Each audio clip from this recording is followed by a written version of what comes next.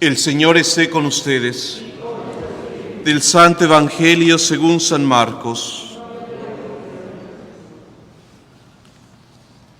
En aquel tiempo se fue Jesús al territorio de Judea y Transjordania, y de nuevo se le fue acercando la gente. Él estuvo enseñando como era su costumbre. Se acercaron también unos fariseos y le preguntaron para ponerlo a prueba: Maestro, ¿le es lícito a un hombre divorciarse de su esposa?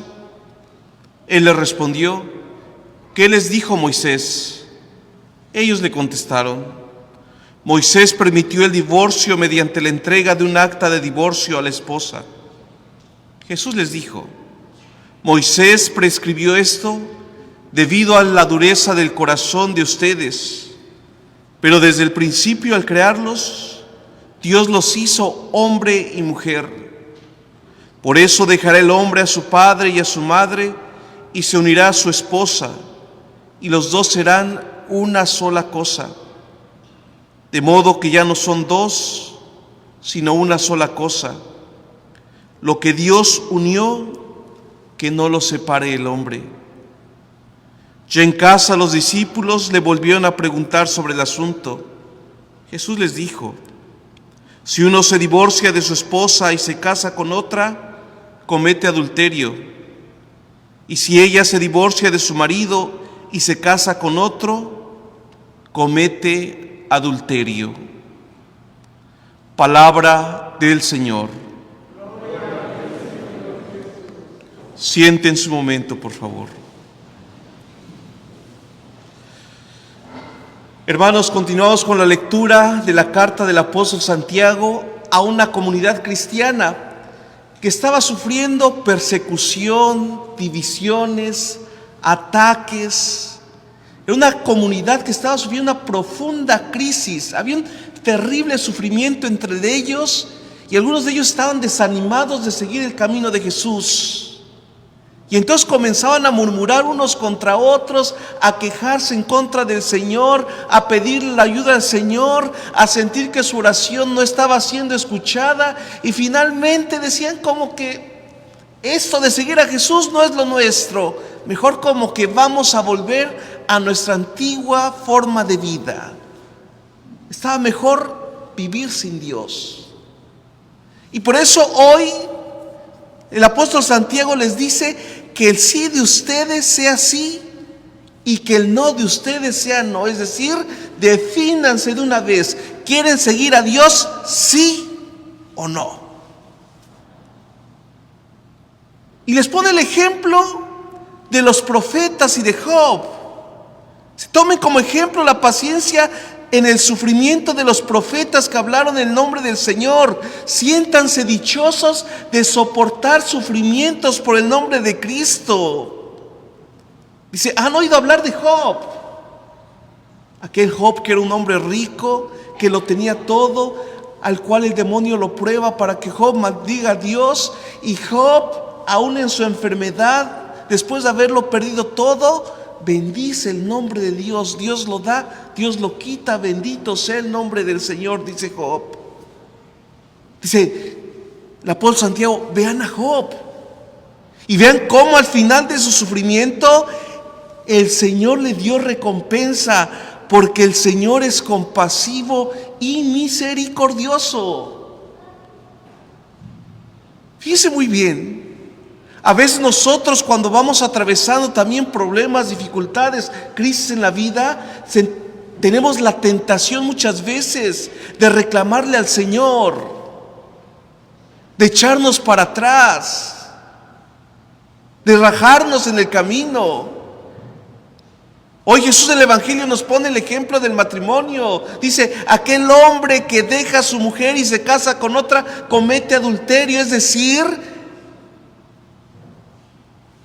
cuando damos una palabra, cuando hacemos una promesa, esta tiene que ser definitiva. Digan sí cuando es sí, digan no cuando es no. Y no se echen para atrás en los problemas y en los sufrimientos. Fíjense cómo estamos viviendo una sociedad que le repugna el sufrimiento, el sacrificio. Una sociedad que no quiere sufrir. Una sociedad que no está educada para el sacrificio. Que quiere lo cómodo, lo light, lo fácil. Y esto, hermanos, comienza desde la niñez. ¿Cuántas veces, por ejemplo, nuestros hijos dejamos que hagan lo que ellos quieran, lo que se les dé la gana, porque no quieren obedecer? Oye, ¿por qué no le das de comer a tus hijos frutas, verduras, vegetales? Padres que no quieren, lloran. Ay, mamá, papá, ¿de qué estás hecho?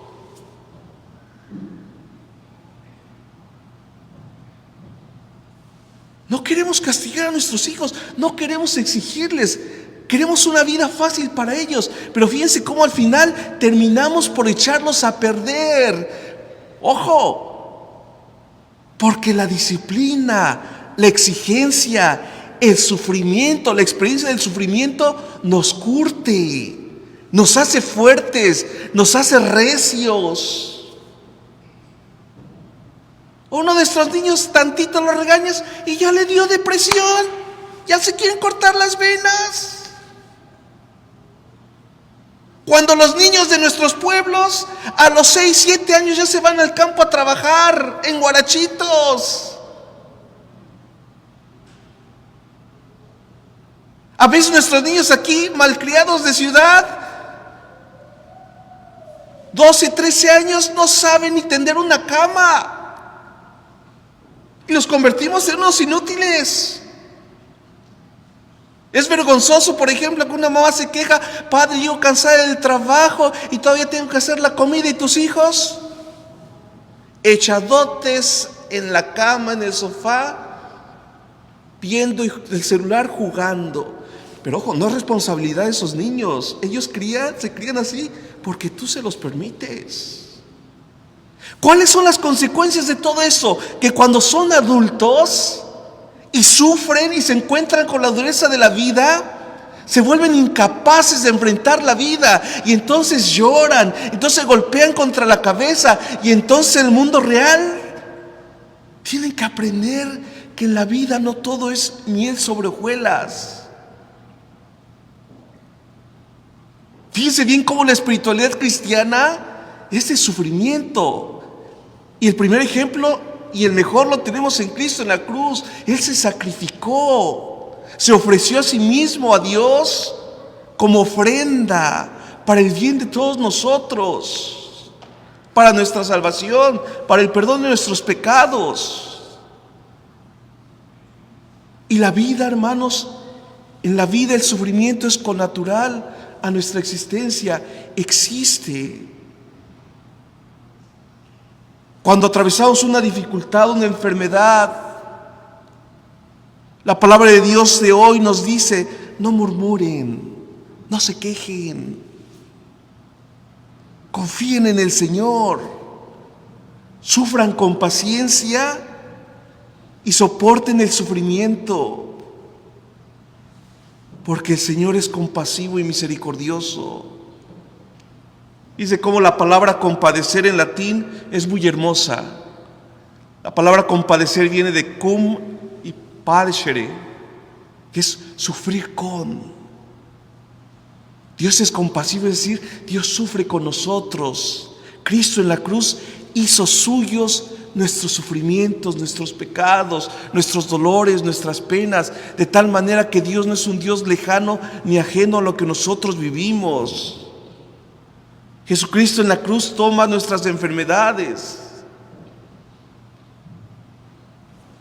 las redime. Y nosotros también, cuando sufrimos con paciencia algún altercado en la vida, si lo unimos al sacrificio de Cristo en la cruz, da fruto, es fecundo. Hermanos, hoy la palabra de Dios nos invita a confiar en el Señor. Ustedes que sufren la muerte de un ser querido, a confiar en el Señor. Que en medio de su dolor sepan ver las cosas buenas que también Dios nos da por medio de nuestros seres queridos. Que la muerte no tiene la última palabra. que creemos en un Cristo que murió sí, pero resucitó. Al morir Él, hizo suya nuestra muerte, pero al resucitar hizo que esa muerte ya no fuera eterna, sino temporal, porque antes de Cristo, si moríamos, era condenación eterna, total. Pero con la muerte de Cristo en la cruz y su resurrección, esa muerte es destruida. Sufrimos la muerte, pero ya no como el último término de nuestra existencia, sino como un paso natural para ese encuentro definitivo con el Señor. Que el Señor nos conceda creer y vivir esto. Que así sea.